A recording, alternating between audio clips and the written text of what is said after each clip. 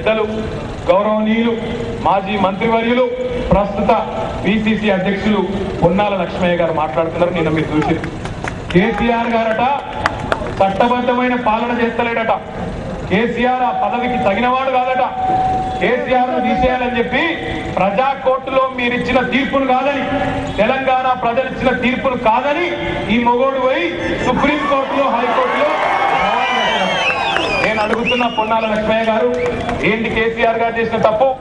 మీ వరంగల్ గడ్డ మీద, ఏ వరంగల్ గడ్డ మీదనైతే ఒక్క మంత్రి కూడా ఒక్క రాత్రి కూడా ఇక్కడ వండుకోలేదో, ఒక ముఖ్యమంత్రిగా వచ్చి 4 రోజుల పాటు పండుకోవడమా కేసీఆర్ గారు చేసిన తప్పు? పక్కా ఇల్లు కట్టిస్తానని చెప్పిపోవడమేనా ముఖ్యమంత్రి గారు చేసిన తప్పు? ఏంటి కేసీఆర్ చేసిన తప్పు? 1000 రూపాయల పింఛన్లు చేసి 1500 రూపాయల పింఛన్లు చేయడమేనా కేసీఆర్ చేసిన తప్పు? ఏది ముఖ్యమంత్రి చేసిన తప్పు? నేను ఇంటింటికి మంచినీళ్ళు ఇవ్వకపోతే మళ్ళీ ఓట్లు అడగనని చెప్పిన మొగోడు కేసీఆర్ గారు. అదే నా కేసీఆర్ మీద కోర్టుకు పోయి కోర్టులో కేసేయడం కాదు. నేను కాంగ్రెస్ నాయకులకు యాద్ చేస్తున్నా. పొన్నాల లక్ష్మయ్య గారు, సబితా ఇంద్రారెడ్డి గారు, గీతారెడ్డి గారు, ఇంకా చాలా మంది పెద్దలు ఉన్నారు కోర్టు కేసులలో, సిబిఐ కేసులలో. వాళ్ళందరి ముందు మీకు అంటిన మకిలిని తుడుచుకునే ప్రయత్నం చేయండి.